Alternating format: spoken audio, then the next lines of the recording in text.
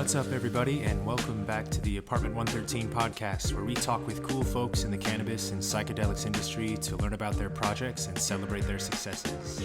My name is Rob Sanchez, and this is episode 24. We're joined today by the president and co-founder of Ritual, a full-service consumption lounge, operations, and business development firm, Sara Stewart. With early experience in two of America's first consumption lounges and a solid hospitality background, Sara is leading her team to create and deliver exceptional consumption lounge services across the space. Find out more at ritualteam.com and enjoy the show.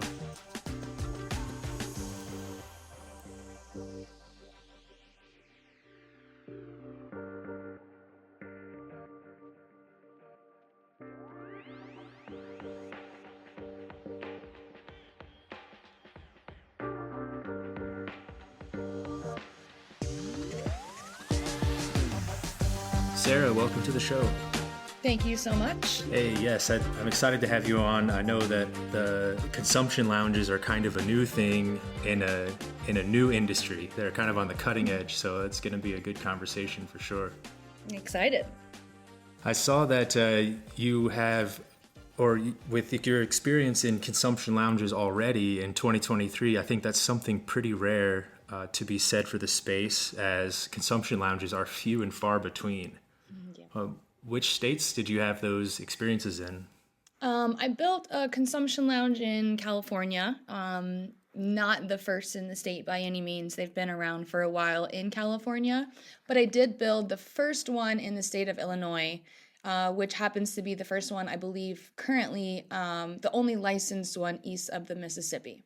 Oh, wow. Yeah, that's definitely quite a claim. I think the idea of consumption lounges have always been there as we've seen the industry take shape and kind of start to get legs, but we've yet to see them really en masse. How can we go back a little bit and look at how you got to your first consumption lounge, or what sort of led you down that path to open the Illinois' first consumption lounge? Yeah, so I've actually been in hospitality for about 15 years. I'm 33, so most of my adult life I've been serving tables, working in hospitality. Cannabis is a major factor in hospitality. Most everyone consumes it to some degree, whether you're a server, you're back of house, you're in the kitchen. And so cannabis was always like a huge part of my life, of the culture that I was in. And I was at Tao. I was at a lot of high-end nightclubs in LA, working hospitality, guest list, front door operations, and honestly just sort of stopped drinking. Kind of got old after a while, still continued my cannabis use pretty heavy, and was actually poached from Lowell Cafe, which opened the first cannabis, restaurant, you could call it, in the country. And they were really looking for operators, passionate hospitality operators who are also very passionate about cannabis. So I was fortunate enough to kind of join this group of, three of us that came from Tao. Actually, I think it was four of us that came from Tao to open the first cannabis restaurant in the country. So it was a huge undertaking, and, first to market is first to mistake. But it really showed us what the future of this is going to look like. A lot of learning, huh? Yeah, totally. And, I'm really fortunate, I guess, that I was in the mix to see a lot of these mistakes firsthand, because that's really what led me to, opening more lounges, working with more clients, and making sure they don't make the same mistakes that we saw in California. Definitely valuable lessons, yes. How did the restaurant bring in cannabis to the dishes? Were they infused, or was there consumption alongside the dishes, or both? I guess, how did that work in? It was more alongside, I would say. When you infuse food with weed, we all know this, the onset and offset time can change drastically. Sometimes, you can take an edible and you might not feel it for a couple of hours, or once you've gotten in your car to leave a restaurant. 20 minutes to 2 hours later, right? Exactly. So, there we did have, I think, edibles up to 10 milligrams. I did see it cause problems. We did have like 8 to 10 pass outs a week the first couple of months we were open. Oh, wow. Yeah, that's definitely a new problem for a new type of business, right? Absolutely. And it was, the heat mixed with multiple consumption methods, mixed with direct sun, maybe not drinking Yes. as much water, if you forgot to take your daily medication, or, there's so many factors that could Other cause liver variables outside dysfunction. just the cannabis, of course. Exactly. So we wanted to make sure that the food was not infused, especially on these new projects that we're doing moving forward. But even at Lowell Cafe, there wasn't really many food options that were infused. In many states, in order to do that, you do have to have like, a lab tester on site. So it can get quite difficult. Okay. Instead, we see more of a benefit, maybe just having cannabis alongside food and beverage. And then instead of doing edibles, we're kind of moving towards the fast acting mocktails, cannabis beverages. Excellent. Nice. And with the beverage, then you have that full range of creativity for the restaurant or for the lounge to kind of express that drink or add some character. Totally. Yep. Yeah. The cute frilly drinks for the girls, things that make you feel like a normalized establishment where you're maybe consuming cocktails with your friends, and then you're like, oh, wait, I forgot. This is cannabis, not, liquor. Yeah. Yes. Would you say then that the consumption lounge model is leaning towards a beverage one at this point, just because of the delivery methods and the kind of lack of smoke or equipment that's required to deliver that too?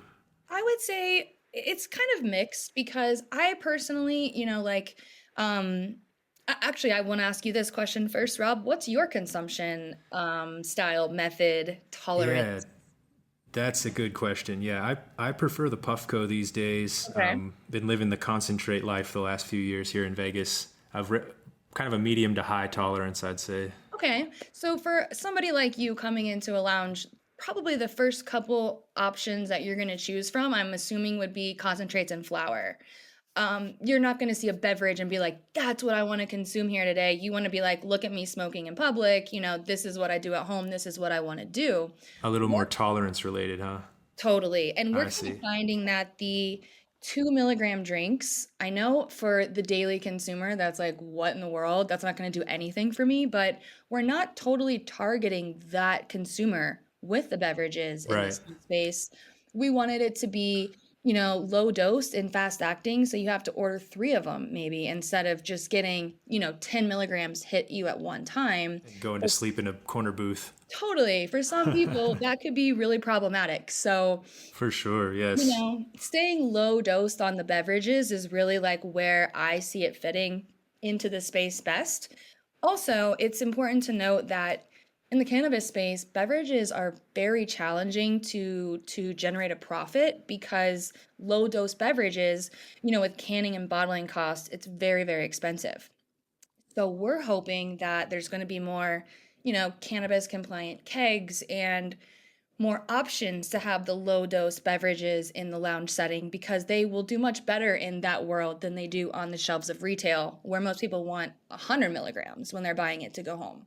Right. They're not necessarily buying 30 packs of a Right. beverage at this point, Totally. which is kind of more the 2 milligram weight would probably be sold in that volume, I guess, if you would Yep. picture it. Yeah, that's a good way to look at it. I think as a tolerance thing, and really a way to serve the substance or serve cannabis products in a very approachable manner. For someone to be able to have that drink and know that it's just a microdose or a very Right. small amount. It's not going to, Masses. yes, yeah, it's not going to drive them up the wall or silence them for the rest of the evening and make them reconsider their situation. Totally. And we noticed in lounges too that cannabis makes you very much more introspective versus, you know, um, outwardly, drunk when you're like loud and you're talking more and you're, kind of everywhere. Cannabis kind of brings you inward more. We've seen people be like a little too high to ask for ketchup or to, speak up to a server sometimes. So we want to just try Yeah. to make everything so mildly approachable to everyone that they kind of can like ease into this experience a little bit more than just, oh my God, I went to this weed lounge, I got way too high and I'm never going back. Right. I ordered the wrong thing and I could hardly Right. pay my bill. And yeah. Totally. No, I think that experience sounds more, I think maybe more social in like a public way than like heavier consumption or, smoking a blunt with a circle of folks. I, at the same time, though, do you think that lounges would choose like kind of one side of that experience versus the other, or have you seen options to kind of include both in and have like that concentrate and flower experience alongside the beverages too? Yeah, West Hollywood tried. And when they rolled out their lounges, they kind of rolled out a series of different lounges. Some of them were edibles Oh, only, some of them were flower only. And the ones who interesting. were awarded edibles only licenses basically went back to the city and said, hey guys, this is not fair. No one's going to want to come to our locations. We need to be able to have smoking on site too. Like what's a cannabis lounge without flower? Um, Yes, yes. Especially when they don't have dispensaries attached. You're not just cranking out a register all day in some of these locations. They're required, you know, um, they need that on-site sales in order to generate revenue. That's their only revenue driver. Um, I think I so saw the laws in Michigan were really hard right now on consumption lounges where they cannot be connected to a retail shop, I yes, think isn't in that any way. crazy? It is kind of wild how they're doing that. So yes, Michigan is another one. And even in New Jersey, their regs came out that said you cannot serve food on site. So it's like each state is doing something just a Wow. little Yes. weird that's totally throwing off the whole entire future of the lounge industry. So that's Hmm. really why we've been so focused on Nevada is they've rolled them out correctly. And kind of to go back to your original question, what is an experience if you're just going into a lounge and eating an edible? It doesn't really feel like I could do that in my favorite restaurant today. Right. So Have your gummy or your brownie. right, right. So the edibles only lounges aren't really that viable of a business model unless you did want to separate it into like smoking and non-smoking areas like we've seen in the I past. see. Yeah, or unless the food is like top notch, right? If the Correct. food is really driving folks or it's some kind of high level restaurant, perhaps that was a good combination, but even at that point, you can only go so many times or order so many dishes before it's not reasonable. Right. And there's a lot of license holders, I mean not West Hollywood, I'm sorry, Vegas. I'm sure you're there. I'm sure you're a little familiar with the fact that they awarded 40 lounges. Most of those are independent, meaning they're not going to have a retail dispensary attached to them. And that is really hard for profitability when you're not allowed to take products home from a lounge. So, like, let's say you and I went into a lounge in Vegas, we bought an eighth, I'm pretty confident you and I could smoke an eighth in a lounge. Oh yeah, we could finish it in a few We totally rounds. could. But let's say that we couldn't. In that case, unfortunately, it would have to be thrown away. Oh, interesting. Yes, and it couldn't have been brought there either. It has to be purchased Correct. there from the lounge, consumed and Yes. and left. Yeah, Wow. so when you're thinking about a dispensary who like cranks every 2 minutes, what your lounge or what your dispensary does in 2 minutes, now it takes your lounge 2 hours to do that same price. And not to mention, it's kind of promoting overconsumption or the opposite, it's promoting you to not purchase many products because, you don't want anything to go to waste. Right. And encouraging underspending is Exactly. really not a good business practice. It's not. And so a lot of those license holders, out of the 40, I do see a lot of them that are probably going to take more of like an Amsterdam style approach, small coffee shop, just because profitability in those spaces is going to be difficult. What's the status of those licenses that were awarded? Are they still in motion? I think the only lounge I knew about was that maybe Nuwu was open Yep. for a while and then it closed for renovation that I don't know if it's been completed yet. I did hear that they reopened. I think that they're still in the process of going through some kinks and things to be totally ready to reopen bigger and better. But for the licensed venues, because Nuwu, just for anyone who doesn't know, is on tribal Indian grounds, so they actually can get away with doing things that other people can't. That's why they're first to the chase there, Exactly. huh? Yep. But the other 40, there's a lot of stuff that they had to go through. They've got, different license types. They have to submit their plans to the city for approval. They've got to do the background checks. It takes a long time. I always tell people like West Hollywood awarded their license in 2018. They awarded 16 and they're in 2023 there's only 2 that are open. Wow. The drop off was pretty intense there as the businesses faced reality, huh? Exactly. And post COVID, rent is through the roof for any kind of cannabis establishment. Now you need a kitchen. A lot of people come to me and they say, like, hey, I just bought this, flat, retail space and it's got 2,000 square feet in the back. I'm going to turn it into a lounge. And I often laugh and I'm like, well, how many times have you heard of like a liquor store owner buying a liquor store to put, a bar behind that? That's not really Right. what you do. It doesn't make a lot of sense. It's the exact same thing in this scenario.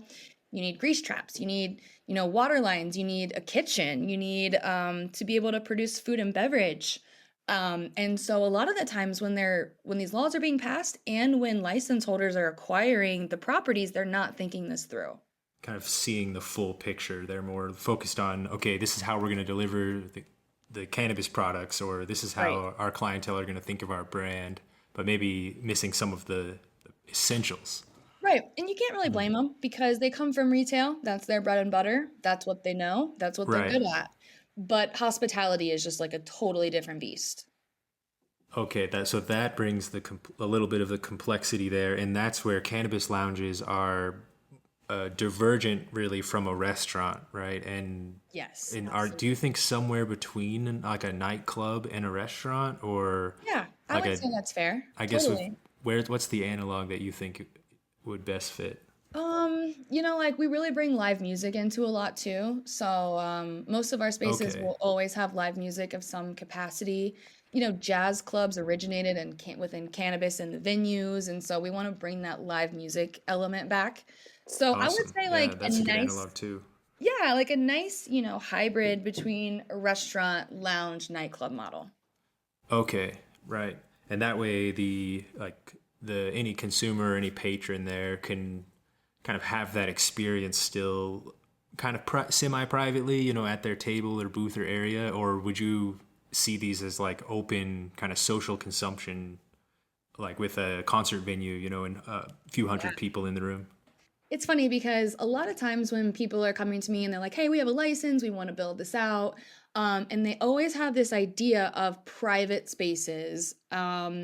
And then, or memberships, memberships is something that we see a lot in this space. But, coming from hospitality, I know Soho House, I know these private membership lounges, and they're never really that busy. They never really are doing that Hmm. well. It's more prestigious from the outside rather than Correct. interesting on the inside, Yeah, so like huh? as much as they think that model works for profitability, it just quite frankly it just doesn't.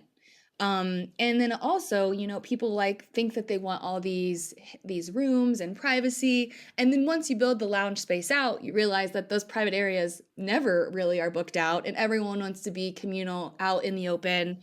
Like I said, look at me, I'm smoking a joint in public, but I also see. like, Yes. It's this is a community now. Yeah, So that really leans into the community aspect of cannabis, I think, and leaves it feeling more like a maybe the way that a bar or a nightclub would feel, in that you can, walk around, work the room, and have a drink and be on your way, or spend the entire night there, right, and close it down. it's funny at Lowell in West Hollywood, we saw people sharing appetizers with tables next to them and, talking about their nugs with another group. It was wild to see how, much of a community really came out in that space.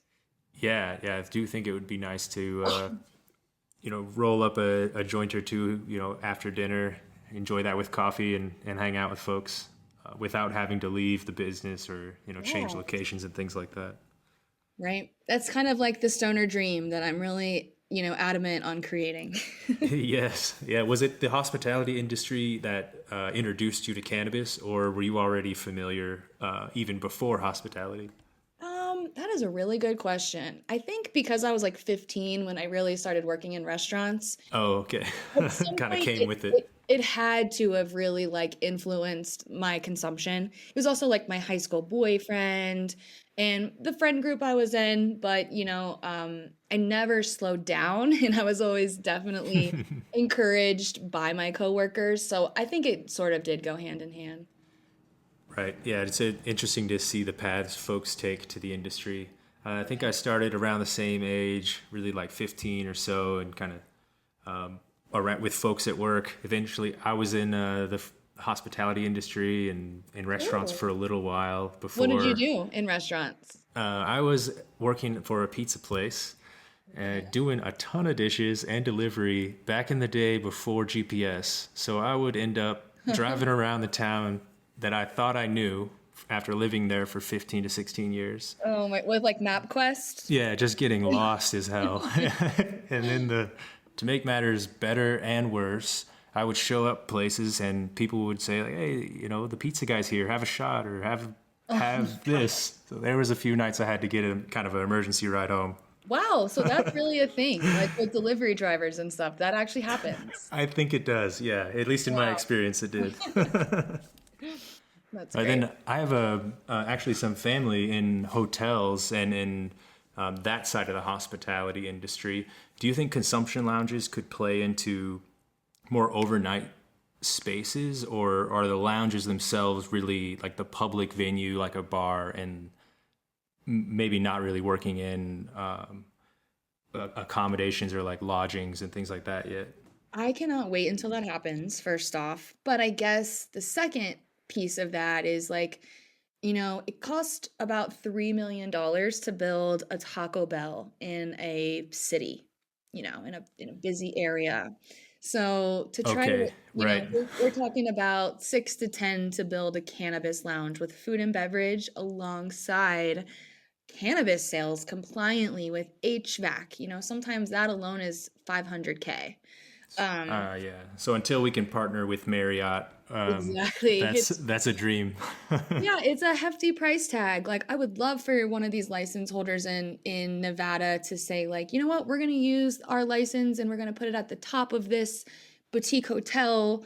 But unfortunately, casinos, gaming, alcohol industry is sort of pushing back against cannabis, and so there are regs like you can't be within, I think like it's like 1,500 feet of a casino. I So didn't know that. yeah, Okay. it definitely prohibits where lounges are going to be located for sure. Yeah, that definitely explains kind of the layout of the industry too around the strip right now. Like there are businesses there, but kind of off the main path. Yeah, it seems like Fremont is going to be a really big area for consumption spaces. Um, I can see them fitting in very well down there, like on the more on the east side after the lights and things, where it gets kind of a little more local vibe, kind of hole in the wall bars and things. yep, totally. And that's really what the biggest challenge in Vegas at the moment is like where are people going to be located?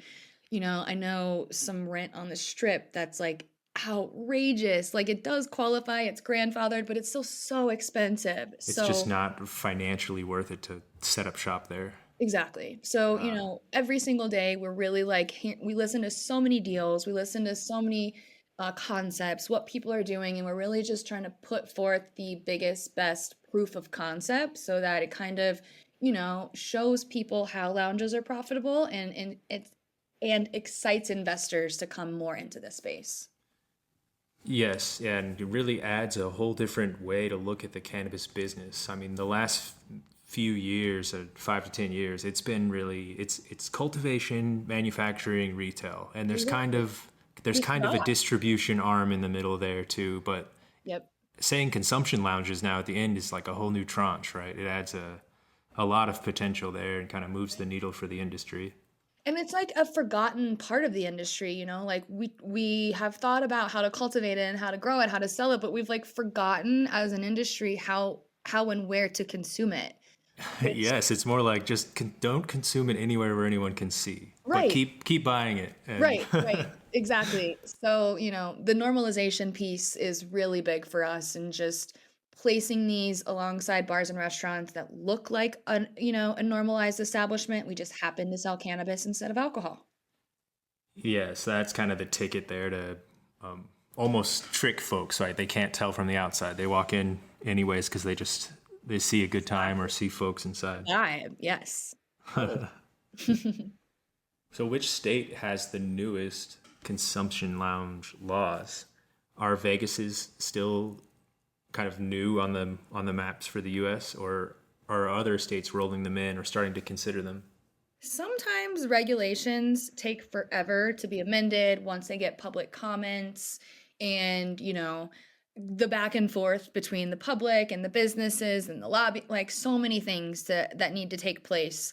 So in terms of like actually rolling out true regulations for lounges, Nevada is still the most recent to do so from a state level. We've not really seen any lounges or any states create lounge regulations from their side. It usually is a like a city ordinance type thing, like Illinois. There are no regulations at a state level for what a consumption lounge can be.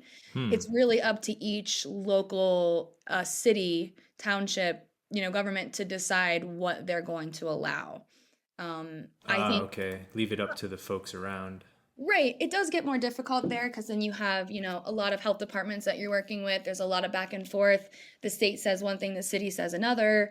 So we like the idea of state-driven regs because it kind of just allows you to opt in or opt out, and this is the rules and this is how it's going to work. It simplifies at least one aspect of the industry. That's can Definitely. already be so different across states. And then if it's different across cities and counties, it just Exactly. escalates the problem. I know that New Mexico has a state program, and I Yeah, think you're that right. their retail licenses can opt to add in a consumption area, but I don't know what the all the requirements are around that. That sounds like maybe a good model, Yes. allowing existing retailers to just open a lounge, pair their license and their business know-how, their profit from cannabis, and kind of roll that actually into a lounge to be successful. Exactly. And I think that I agree with you. I think the only time that they have limited people from doing that is when they're kind of forced to stay within their same location. You're Oh, already a right. dispensary. Okay, you can have a lounge, but this is your proposed, location. People don't have the square footage to build a lounge out from where they are currently located. So that's like the only, thing that really changes on levels that way. But um, like I said earlier, New York and New Jersey are like racing right now to build these lounge regs out, and they've got a lot of public comments coming in. They've got a lot of pushback from people. I'm glad that they're listening to the public comments because Nevada listened to a lot of what we had to say just based on edibles and limits and certain things. And, I would say the only thing I don't like about the Nevada regs truly are, that you can't take products home. But I can't say Right. that I don't understand because when we do go to bars and things, you can't take, the rest of your product home either. Yeah. You're not walking out with a half finished old fashioned or Right. the So rest of that's your Yeah, margarita. that's like the model I think that they were looking at to take to make people understand what this is going to be. Right. And then kind of enforcing that you only consume what you've purchased is sort of a necessary evil as well, I think, just for the business model to make it make sense from a regulation standpoint. From that area though, it raises a lot of concerns for me because there aren't quite enough products in the marketplace for us to only have single serving products. Like there aren't a lot of Hmm. companies making single serving dabs. I don't think I really know any. Or there aren't. Hey, shout out to Wax Snacks. Yay, okay, yes, I do Brian know Busey. Wax. Yeah, they're pushing a single serving dab solution that I don't know if I've seen elsewhere. So those guys are onto something maybe for the Yeah, consumption lounge space. I told them though that the packs that they have are too big. They're too big for the Nevada regs because, I think Oh, we some of actually need less quantity per, exactly. like a Yes, very small row of them. exactly. Yep. And so that's a huge challenge, We're trying to talk to manufacturers like who's doing of a flight of grams, Yeah, let's like you bought 4 grams of concentrate. Like, I mean, I'm not gonna say no if someone tells me I have to do it before I stand, but I say. won't.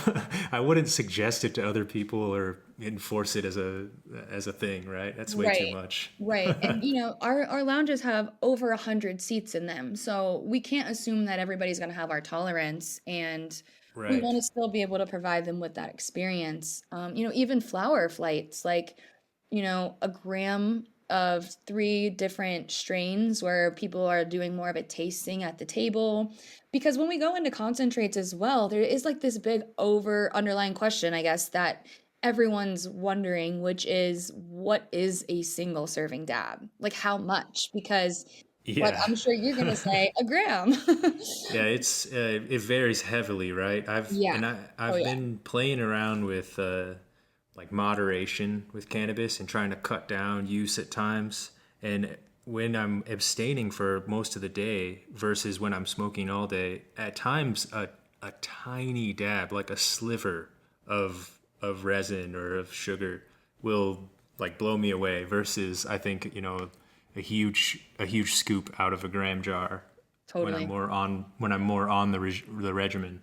So I think it's like the degree of difference is crazy. It's not necessarily like a lightweight with alcohol versus someone who can handle their booze. It's sort of even beyond that, and that's where Yes. the microdosing levels and then the community space is probably a good way for folks curious to just try it without that pressure, Right. or without the fear maybe of being in their house and not understanding what's going on.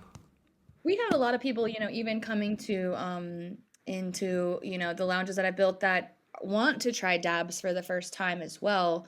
But, with this new single serving model, it's like, do you go to alcoholics and say, "Hey, what is this single serving?" And they're gonna say, "Oh, you know, Yeah, 6 three ounces." shots of Yeah, something crazy. But then alternatively, you don't go to someone who doesn't consume alcohol at all and ask them. And so it's like, who's going to be the person to decide what this single serving is? Is it 0.03? Is it point yeah. 0.5?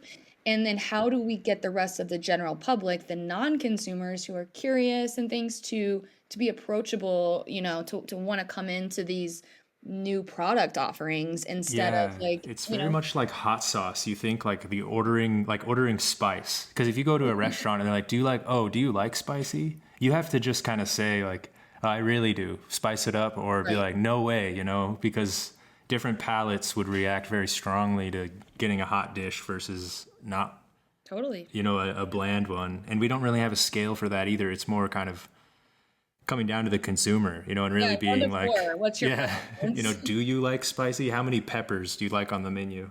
And Right. that might be the way that the cannabis loungers can at least try to tier those products in a way that the consumer understands. Totally. And we just have to rely heavily on manufacturers for this and hope that they're, going to kind of shy away from all cannabis products being take-home use and really think Right. deep about what single servings look like. Right. Either single servings or ways to like bulk sell that to consumption lounge businesses so that they could then serve it Create. out singly, Yep.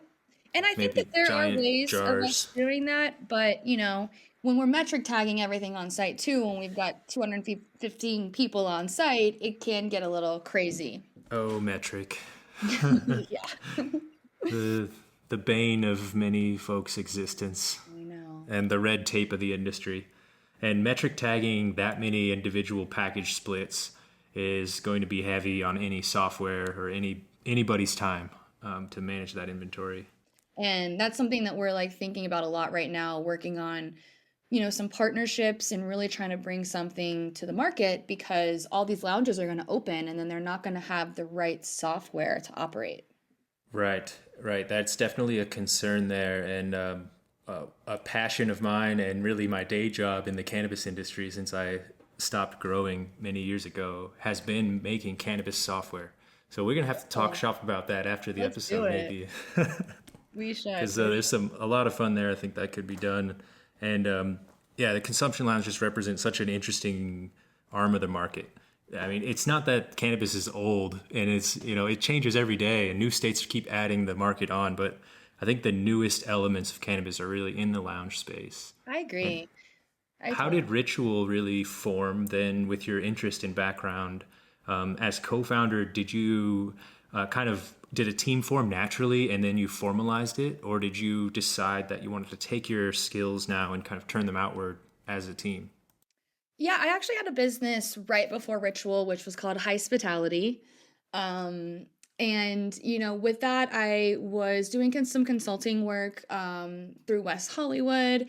And then when I had joined Green Thumb full time to help build out their lounge, coming, back out of that, I had split ways with my business partner, and I was really craving a partner that like understood my background, hospitality, and how these worlds are going to kind of collide.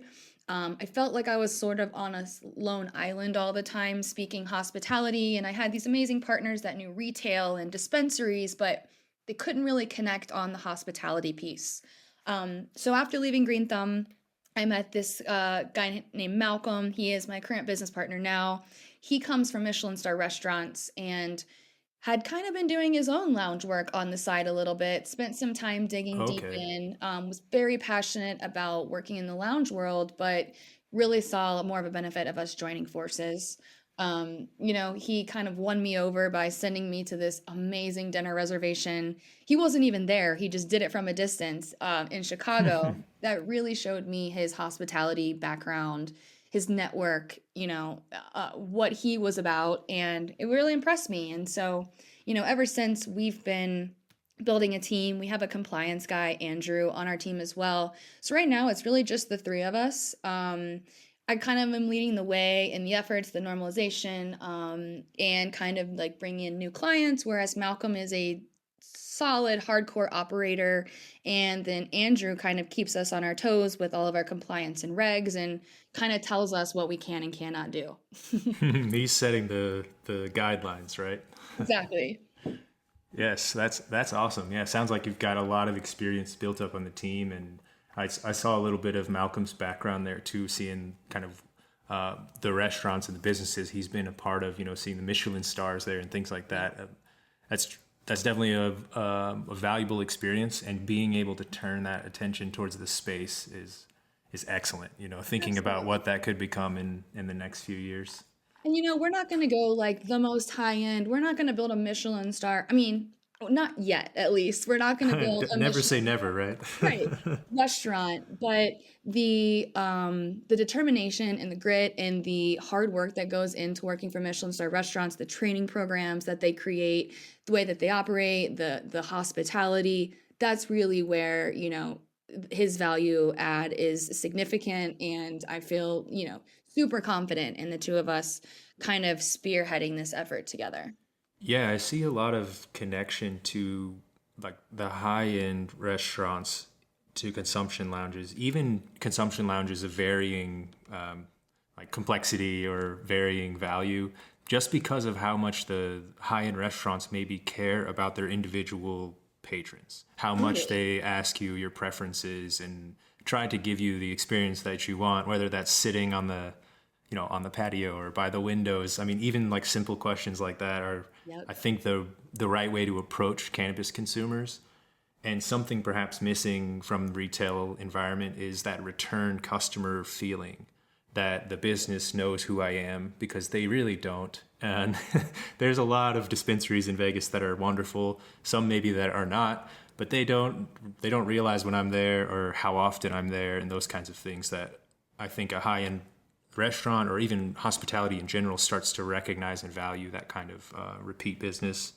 And loyalty points try to emulate that, but having the points maybe isn't the same as like the Someone actual knows you by attention. name, maybe, or they remember what you ordered last week, you Even know? if they're reading it from a cue card, it's Sure. it's a little touch there that adds some personalization, maybe could lead to an upsell or those kinds of things. Absolutely. And to kind of add to that too is, obviously I'm a woman in this space. I don't feel like there's a lot of representation for women in the lounge world. It's sort of like turned into like, like a broy spot Like a for, smoke sesh, yeah, for dudes. for Like, lack of better words. Yeah. yeah, especially up north in like San Fran and things. Like all of those lounges are very masculine. They're totally built for men, and I'm really trying to challenge that idea where I think, you know, you build it for women and really the rest of, the boyfriends come, the guys come, everyone comes at that point.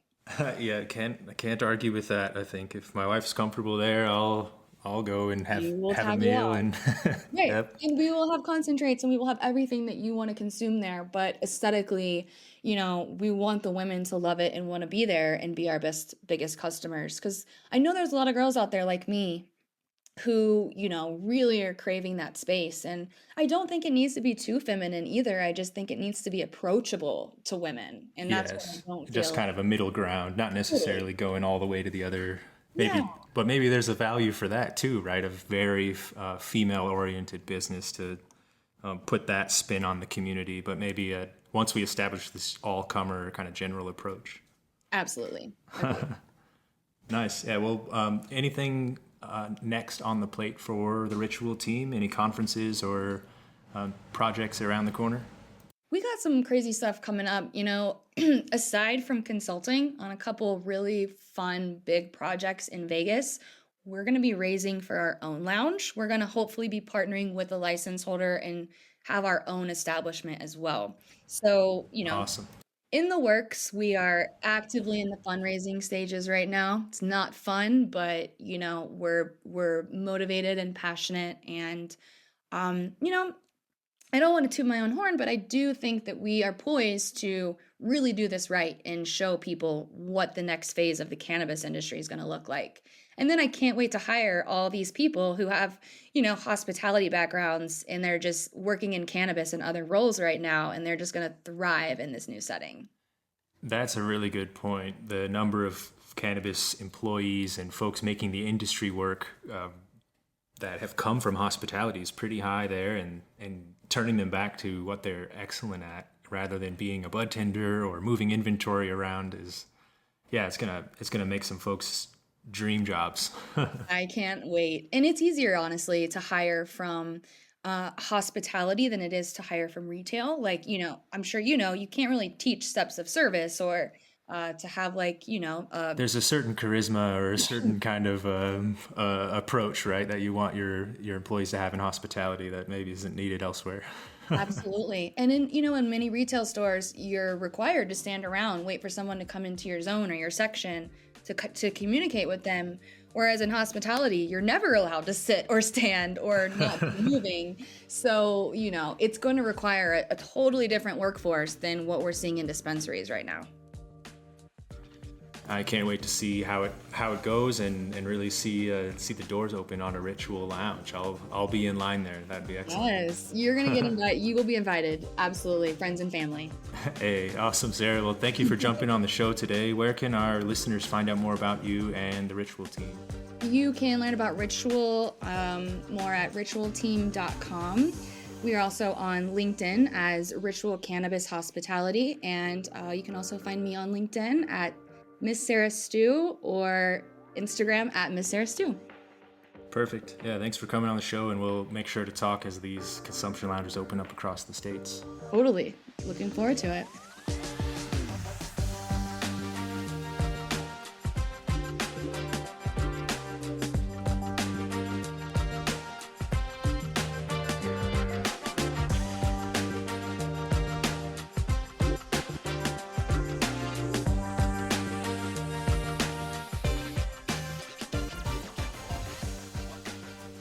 Thank you for listening to the Apartment 113 podcast. For more information about the show and our range of services, visit apt113.com.